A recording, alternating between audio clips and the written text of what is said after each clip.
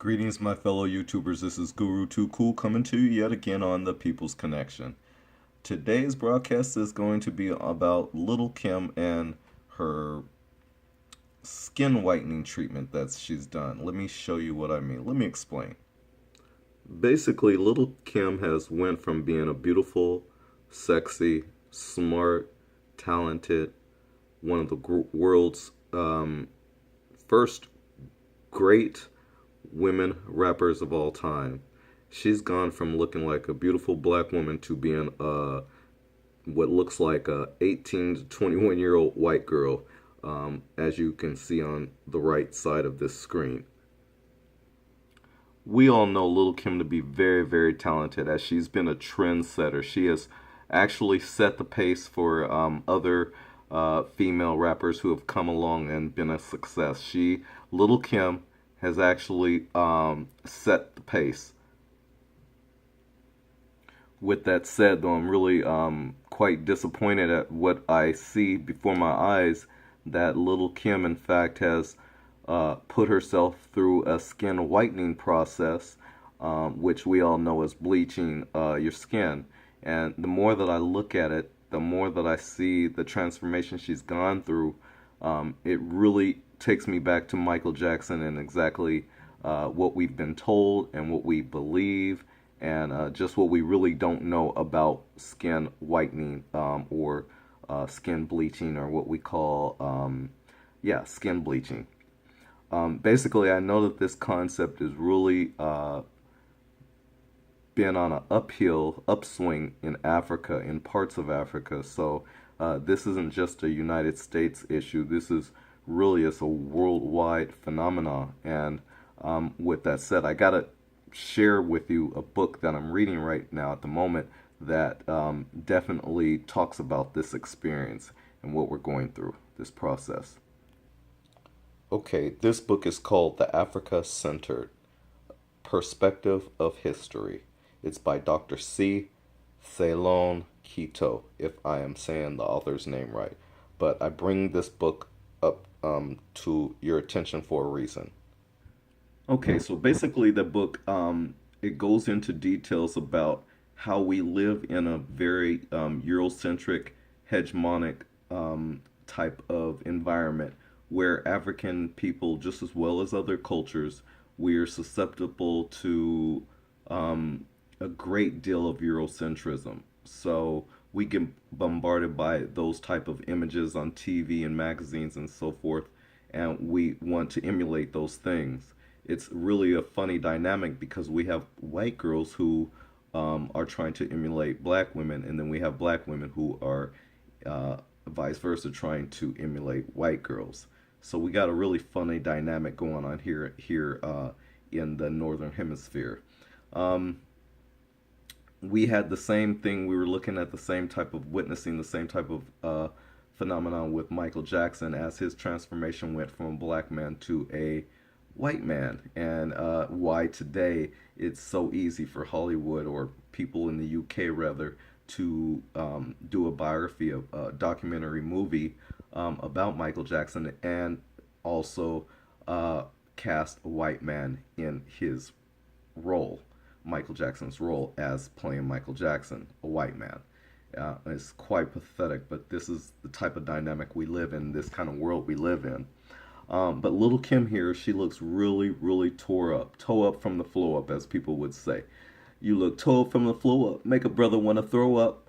And I don't know, I'm just really surprised by this. I admire Lil Kim a great deal. She's a really hardcore type of rapper turned white girl.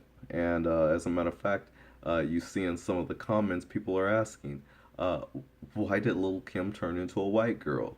And so I know she has her reasonings. Now, I've heard from the grapevine that one of her reasonings is by the men she's associated with, by some of the statements they've said about her, maybe about her shade being darker, that they didn't prefer that, or that something about her nose, or about whatever they said about her, she took it as a defect, or she took it personal and decided to go do something about it. Well, we all know that that is a very, very poor lack of self-esteem when you can do that to yourself, when you can take a part of your being and go change it just because somebody else doesn't like it.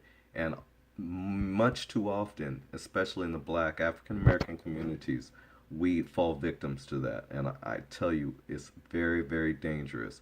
We end up with black white girls.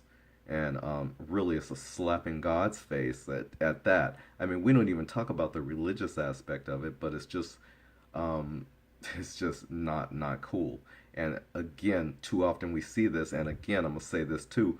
We are starting to see and hear a lot about this even on the African continent. So black people need to wake up to what's going on with this. You really need to figure out what's happening. Um, yeah, let me stop for a second.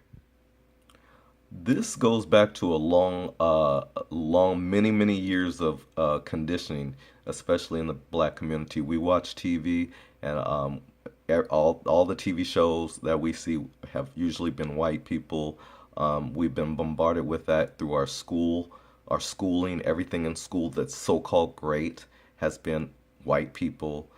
Even the brainwashed picture of Michelangelo's cousin that he painted, we have that painting stuck up in our homes, and that is of a white Jesus. There was no such thing, but yet we have that painting in our living rooms, in our homes. And so, yeah, we've been brainwashed big time. And so here it is, we have black people in America who thinks that the ideal of beauty is white. When you look on a magazine and it says that the world's sexiest person happens to be a white person, or the most beautiful person happens to be a white person, or Miss Universe happens to be a white person, you start tending to believe that your worth is not as worthy, and you start tending to think that maybe I should look like someone else. But I'm gonna tell you, that is a dangerous line of thinking. It's wrong. It's insane.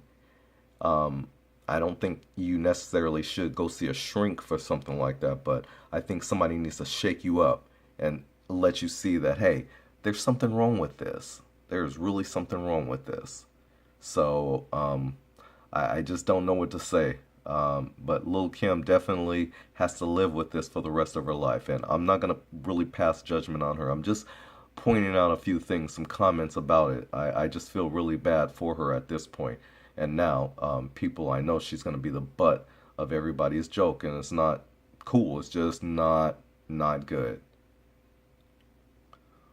I'm going to leave you with those few thoughts about what I felt about Lil Kim. I really admire and respect Lil Kim, so I just hope and pray that she is happy with her results and she has to live with it for the rest of her life. I just hope for other people that you learn from this mistake, because believe me, that is a mistake. How are you going to go and change what God did behind somebody else? And you claim that, oh, it's because of the men and what they say. Well, you're pretty weak, number one, if you're going to change yourself because of a so-called man, number one. And then number two, I think you're using it as an excuse, because ultimately you're the one who has to make the decision for what you do. So to blame someone else is just a cop-out. So with that said, I'm signing off. This is Guru Too Cool. Thank you for watching. Thank you for your time. And if you haven't subscribed yet, please do so. Like this video. Share this video. Peace.